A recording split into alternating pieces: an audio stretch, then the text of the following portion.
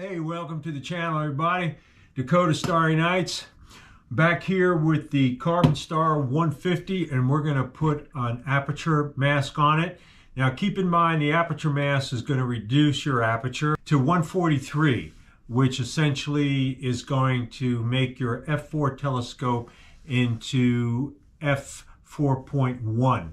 And so it's not that much reduction in light gathering power, but it is going to slow the scope down a little bit. The purpose of the aperture mask is to conceal the mirror clips, which tend to create anomalies within the stars.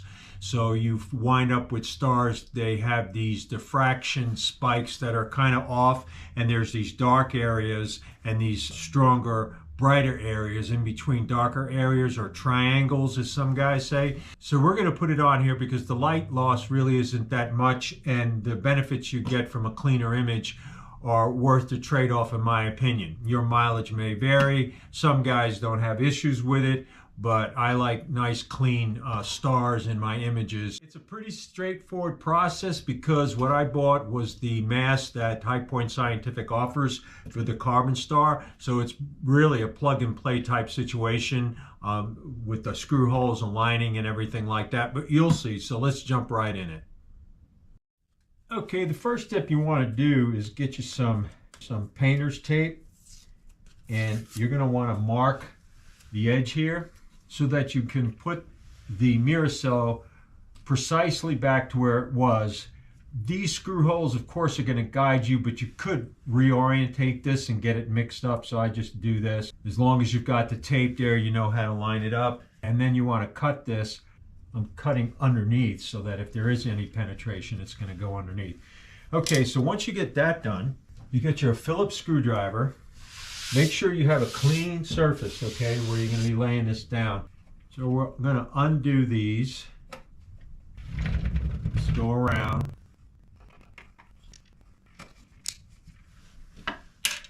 And this should just come straight up.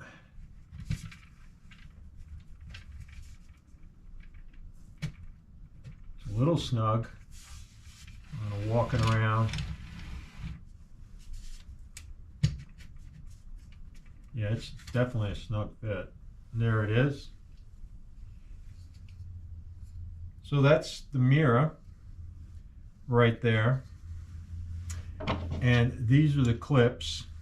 And what we're going to do is remove these screws in this metal support, because this is rubber, I believe. Yes, it's rubber. And then we're going to drop the ring right over it. Okay, so here's the aperture mask. It's better than the 3D printed ones because it's nice clean edges and it's pre-drilled. Takes the guesswork out of it completely. When you're working with the mirror, stand back, don't lean over it because your saliva, might drop on the mirror. So I always, especially in the wintertime, if you got a runny nose or whatever, so I stand away from it like that, and I do it from a little bit of a distance. Okay, so now there was guys complaining that these clips were on too hard. That screw came undone real super easy. They used to be really screwed down pretty tight, and guys were getting pinched optics. So when you're doing it, keep 2 fingers on that screw at all times. That's going to do 2 things for you. That's going to make sure the screw does not just fall out on top of the mirror, and it also keeps your screwdriver from slipping off the screw and then maybe landing on that. So that's one. And then when you get that last one out, you're going to pull it all out together, the clip as well as the rubber, so that you don't drop the clip on top of the mirror. Now initially the mirror was moving around in the cell, but they've got it now to where that mirror does not move around inside the cell. So once you have your clips removed and the screws, then take again your painter's tape and then put a clip, line a clip up with the holes there. Make sure that the rabbited edge is facing inward. And you can kind of like look at it like that, and then cut your 3 little pieces of painter's tape right there, and then you put it right there and right over the middle. Just leave it hanging there because you're going to remove that. See, that's basically it right there. So that keeps the clip lined up, because otherwise if you put them on the edge, they tend to just want to fall off before you can get the aperture mask on there. And just make sure it's painter's tape so that it's a clean removal. It's not going to be on there but just a few minutes, so it shouldn't be an issue really. But when you cut those strips, make sure that they're skinny enough to where they're going to allow these screw holes to be seen. Although that's not real super critical, because painter's tape is just paper and the screw will punch right through there.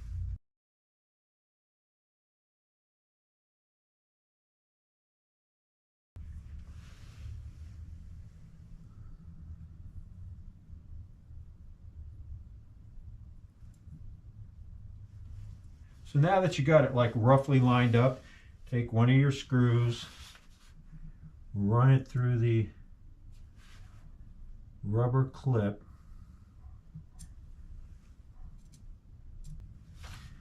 and get it started in a hole.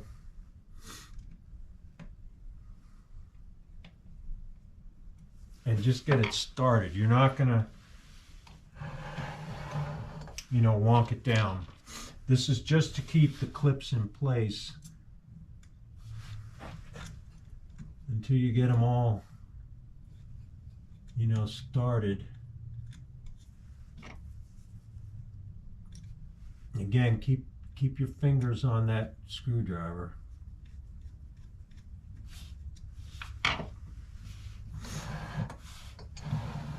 Yeah, the tricky part is just having them stay there until you can get it lined up.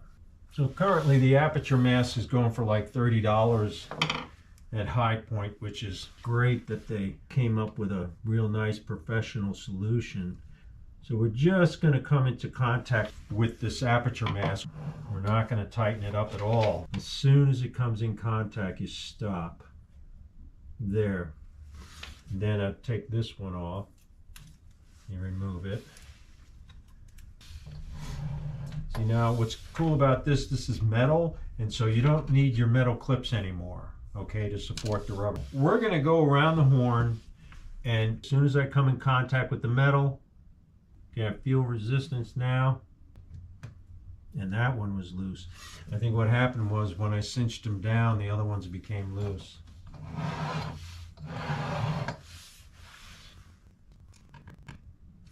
And notice now I was holding it like this the whole time, and I work at the very top of the screwdriver, not down here where I'm going to get a lot of leverage. And by doing it like this, just with 3 fingers, you can get a sense of the tension you're putting on it, because you're getting more of a feedback on what's going on. And so I just went around until they all were engaging, but I felt like I could go down some more if I wanted to. I could feel that it wasn't nowhere near the full force of what you could apply.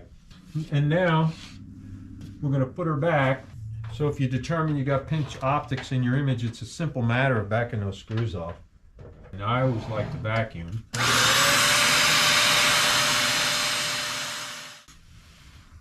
We put it back in here, and our tape is telling us exactly where it needs to be. This is a very snug fit, guys, so you want to make sure when you come down in there, you're coming down in there not like this or like this, you're coming straight down in there. Putting nice even pressure into the screw while supporting the screw. So if it slipped, you got it, and it's got a ledge to sit on. Okay, put the back cover back on. By the way, guys, this just fell off when I received it. It's an easy fix. I just used gaffer's tape, and I just taped it in 3 spots, and now it just locks in there real nice. So there it is, pure aperture, no clips, kind of nice.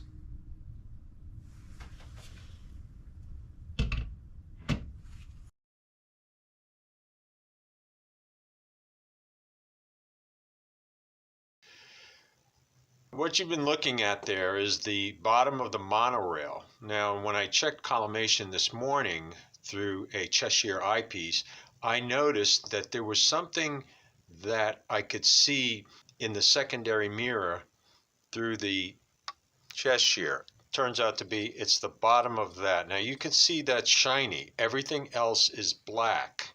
There was a report who said he was getting some anomaly in terms of a light scatter and he wasn't sure. I don't know if he resolved that yet. That certainly could be something that would create light scatter. That's pretty shiny and it's right there. What I intend to do is take a piece of black gaffer's tape and just kind of tape the edge of that, and that should take care of it. You don't want to go all the way up, maybe 1/4 inch up that lineal bearing, and then I'll probably wrap it around inside the drawer tube a little bit here in order so that it will create a saddle over the top of that shiny monorail.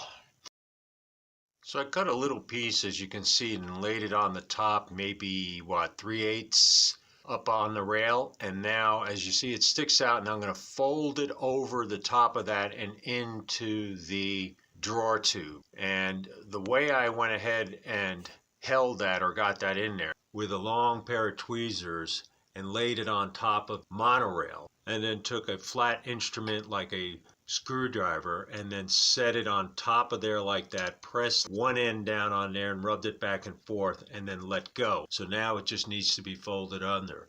So there it is there. You can see how it's folded. I reached in there very carefully. You might want to wear a pair of surgical gloves so that if you do bump against the secondary, you're not going to have any oil or anything. And that took care of it. Not a big deal, not a big deal, but it's something that you could address if you feel you're getting some kind of light scatter and you don't know where.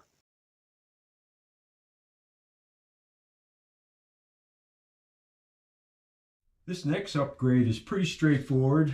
Doesn't require a whole lot of instructions, but it's going to make a big difference on your contrast and also help you with your secondary mirror not getting any frost on it during wintertime or due in the humid East Coast weather that you can run into in North, South Carolina and Virginia and those places. So this basically, guys, is a great thing to have on hand. Now what this is some vinyl I got right here, and it's got a textured finish down here so it blocks light. It's dull. On this side it's shiny. And what this is a product that's known as Easy Bagger, okay? And it's for portable trash cans. Basically, when you're gathering leaves, comes in a roll about probably like that tall, and you open it up and put it inside of a garbage bag like this gal's doing here, and that keeps the plastic bag open while you fill it up with leaves. Pretty good. But we're interested in its ability to be used as dew shield. Now this stuff is relatively inexpensive, certainly I believe cheaper than if you were to buy a dew shield, and there's enough material in there to where you can make 3 or 4 dew shields of different sizes and custom fit them. And basically all you need is a really good heavy duty pair of scissors or a carpenter square and a razor knife or utility knife, and you can cut whatever it is you need. This stuff is pliable, okay? You can make it for like your guide scope if you need something for your guide scope, or you can make it as big as you need it for an 8, a 10, or a 12. And like I say, you'll get a couple of them out of just one roll of this stuff. Now I got this at Ace Hardware Store online, I believe. I believe my local hardware store didn't have it, but that's where I got it. But of course, you can Google this, Lawson Products Easy Bagger Portable Trash Can. This actually is the 3rd iteration of this one. I had it on a mock, then I put it on an 8-inch reflector, and now I've got it on 6, and all I did was cut it and notch it. So essentially, I have it here to where I have a Velcro strap, and it just straps around like that and holds it in place, and it doesn't come off. So the other thing is, it's not going to wilt in the dew because it's plastic. The other thing I like about this, as opposed to the more stiffer ones is that this rolls up and I can get it in my bag. So that's all it is there. And then I can roll it up like this, and that's it. It's nice and small. And inside, like I say, it's matted so that it catches the light. Now, there are some newts that come with the secondary mirror recessed, and I really prefer it this way. And the reason is because I can easily put this on and get that recess without adding the weight. And then when I go to pack this, put this away, it's a much smaller package than having that permanently dew shield that's on there built into the OTA. I much prefer this. So this is something you can do. You just measure what you need, and then you notch out for your base of your focuser and your finder scope. And now this is the one I cut for this one, and you see it fits right in there. This is for the finder scope. It's notched there. The other thing I did with this is once I cut it, in order to smooth these edges, I take some handyman's secret weapon, that Gorilla Black duct tape, and I cover those edges to smooth them over so that when you run your fingers on them or you're coming up against the focuser, you're not having no sharp edges. When you need a dew shield, you grab that stuff, cut what you need, throw it right on there. Get that secondary protected, and also cut out any stray ambient light that might be coming in.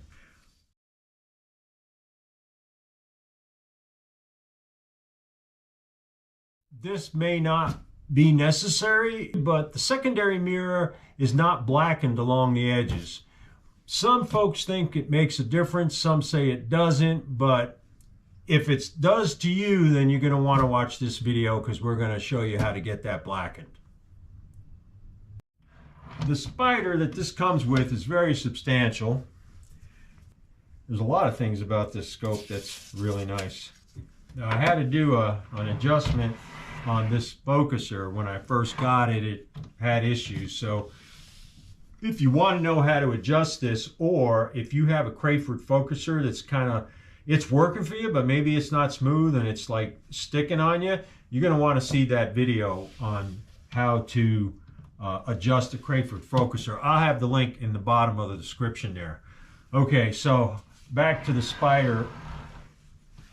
First step you're going to want to do is put that tape on there, just to line them up.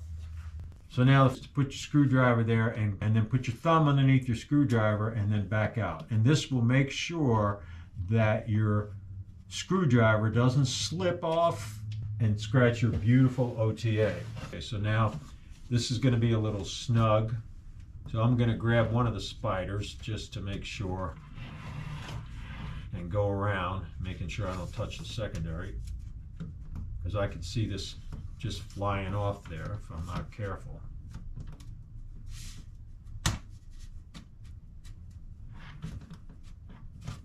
There, nice and easy. That's it there. Now, what's nice about the secondary mirror holder is the way this is made. It's triangular. Some of them you see just a little metal stalk coming off the plate here, but this is supported in 3 places like that. Really well made. The first time I had seen this was the Explorer Scientific 8-inch carbon fiber that is no longer available. This is really nice. I like it. Okay, and then here is your screws that are going to push or pull on this support system that tweaks your secondary mirror. And then right here they have this spring loaded, and that's this screw right here. But that one you never touch. And the way you adjust, if you come out a little bit here, you go in a little bit there. So you do opposite ends, and these adjustments are fine turning. You're only going to turn that maybe like 1/8 at a time, okay, in order to get your alignment. So this is really nice. Look at this. I mean, this is one nice piece. Congrats, High Point. Nice choice here. Okay, so now, as you can see here, there's a silver coating that goes around the edge of that mirror, and I think what that might be is leftover spray when they coated the secondary here to put the reflective coating on it, because the glass wouldn't have that sparkly stuff like that. It would be more like here. See, here you have it to where it's not, it's right around here, you don't have that coating, and then you come around here and you can see where the coating starts to pick up. So that's what that is. It's sort of like an overspray. Now, it may not be an issue because it may not really be in the light path. So what we're going to do is take a Sharpie, a black Sharpie, a wide one, and just start coming over the top of this. Okay? Very easy. And make sure you keep the mirror like this so that if you slip off, it's not going to hit the secondary. It's just going to come off, okay? So you want to hold it. I'm going to have to do it this way, guys, in order to feel secure. If I do it to where I can show you, the problem is if I do it like this, then the slip point is going to go into the mirror. See that? If I do it on this side. So I'm going to be on the back side of that mirror with it being perpendicular, and then I'm going to go ahead and blacken it. And that's the safest way to do it. So you face that secondary mirror away from you, okay, and you keep it perpendicular to the ground in case you slip. So just keep those instructions in mind. I'm going to show you what I got so far. And because it's a Sharpie, you don't have to worry about dripping and all this other stuff. Just make sure the mirror's away from you and you're coming in from the back side here. Okay, so that's it.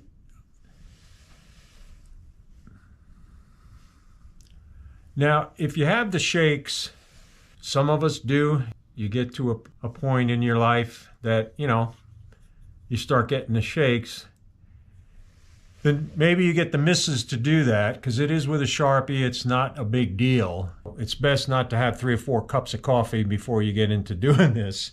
They used to teach us out on the range when I was in the service that if you want to make marksmen, not to drink any coffee, because, you know, you can maybe get the shakes with that. There it is, folks. And now I will say that doing this part right here on the bottom was a little tricky because, you know, you got to really tip it like that in order to keep the mirror perpendicular to the ground. So it was kind of like going back in here trying to do that, and that was a little bit tricky, but you want to take your time when you do this. I've got it blackened now, and I'm calling it. It's good enough for me. And we'll put her back.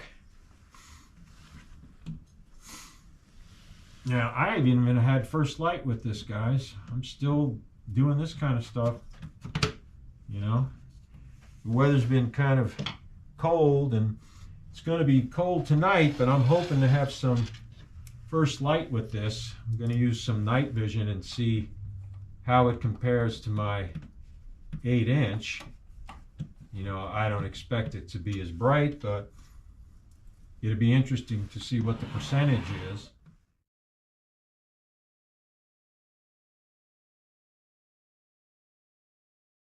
So we're out in one of my favorite places, out in the Badlands, and we have some friends with us tonight. We have the Pleiades behind me, Jupiter is up, Capella is up, Cygnus, Vega, we have IC 1318, the Butterfly, and NGC 7000, NGC 6888, the Crescent. So these are the targets we're going to be looking at tonight. And the reason is, one of the main objectives I was hoping to accomplish with this CarbonStar 150 is to use it for night vision. I love the portability of it. It's got real good speed. And one of the things it has that is necessary for night vision, inside it's dark. There's no light leaks. You've got internal baffling. These are all things that boost up your contrast when you're imaging, but they're also required for night vision. Now, the other cool thing about this, I don't know if you guys, some of you guys may not be aware of it, but TeleVue sells an adapter or a converter that takes your 55mm Plossl and converts it into 60 something. I mean, it's crazy. But what happens is, because of the focal length is so long, you're able to put a star diagonal on your Newtonian, which is great, because when you do an outreach, if you got a little one of the little ones, you know, they stand about this high, and you know, it's hard for them to get up on a stool or something like this. So all you have to do is break your star diagonal, and look at this, guys, and point it right down at them. See that? And then lock it up again. So it's really great. It also gives you a comfortable way to look at these things. Look directly into the eyepiece, hands in pocket, you know, just look like that, super comfortable. The moon is competing with this, but I already slewed to the Eastern Veil, and it looks pretty decent, especially considering that this is 143 with the aperture mask. I'm attributing that crispness because of all the light control that they put into this, you know, out of the box. That baffling is just awesome. And then the plate in the back, and I do have a little dew shield. So let's go to these targets, and I'm going to use a cell phone to show you what they look like. And remember, we do have a moon up. The Milky Way right now, I can see it, but it doesn't have a lot of contrast, nor is it popping, because that moon is up. Keep that in mind. All right, so let's get to it. Okay, so there's the Eastern Veil, and as you can see, it's pretty decent. I mean, we're shooting video, so this is, you know, just like little milliseconds of light that you're looking at. There's NGC 6888, the Crescent in Cygnus. Not too shabby. The image scale, this is 600 focal length, so we're getting a wider field. There is some molecular cloud behind the crescent. I don't think it's showing up with the camera, but it definitely is with the eyepiece. Again, the eyepiece gives a better view, but that's pretty much the brightness that you can expect with a PVS 14, a 7 nanometer hydrogen alpha filter, and the CarbonStar 150.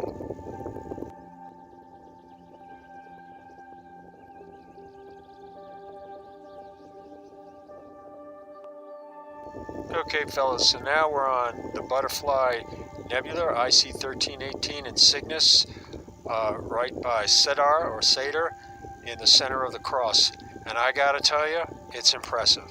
What you see there is not even as good as what it actually looks like through the eyepiece. Certainly one of the better ones I've seen tonight. Impressive that the moon is up, and yet here we are with this beautiful view of this emission nebula here in Cygnus. The field of view is awesome because of the short focal length. You see the Satyr right there next to the Butterfly. There is some other nebulosity around it that's not showing up in the camera, but in the eyepiece, yeah. For this size aperture, it's impressive.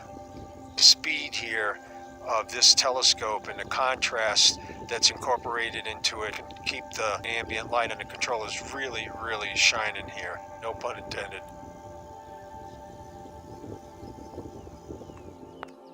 Well, there you have it, the North American Nebula, and boy, doesn't that show up inside this CarbonStar. Get the whole thing in there, the whole enchilada. And the Pelican is just right next door. We'll kind of bump over there and you can take a look at that as well. There's the Pelican. It would be below center just a little bit. And if you look just left of center, you see a double stars. 2 stars there together, that's Sig 57. So that would be where the end of the beak is. It's a little hard to kind of make it out here with this phone and all, but you can see how cool the North America Nebula is to the upper left of it, and the Pelican to the lower right of it with that dark nebulosity there separating them, and it's just really pretty cool to look at.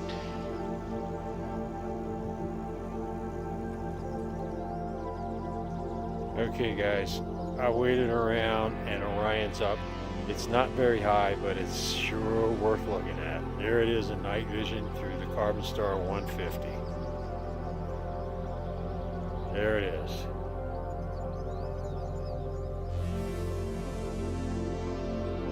Gotta love it. I haven't seen it like that in quite a while. And it's winter time. I mean, it's December out here in the Badlands, and normally a guy can't be out here. It's just too daggone cold. Now it's cold, but I mean, when you're looking at stuff like that, it kind of warms you inside, if you know what I mean. Well, fellas, I got to say, for me, this CarbonStar 150 checked all the boxes for night vision. It was something I was looking for to lighten the load, because as I travel down this journey of astrophotography and visual work, I find myself, wanting to do quicker, easier, and lighter packages to take out in the field. I have a lot of fun doing outreach, and if you've ever tried it, I'm sure you do too. But it's all about having your kit together and making it happen. One of the things I like about astrophotography and this whole process, it's about gathering light, because light is a force and it travels a long, long distance to get here. And it sure is great to have a ringside seat when it arrives here on planet Earth. That's why I do it. It gives you perspective that normally you can't get on your everyday day job. But I often get that question, well, Richard, why do you do this? I mean, all this effort and all this stuff. Well, that's why I do it. For a ringside seat, for that light force that comes all the way across from galaxies, thousands of light years away, or pieces of nebulosity. But it was great sharing this night with you. This was First Light with the night vision, and I was happy that you joined me on it tonight. So if you haven't done so already, subscribe, because I'm always coming up with ideas, and it might help you later on a project that maybe you're working on, or an acquisition you're thinking about getting. Well, all right, clear skies, and thanks for tuning into the channel, and hey, y'all stay safe.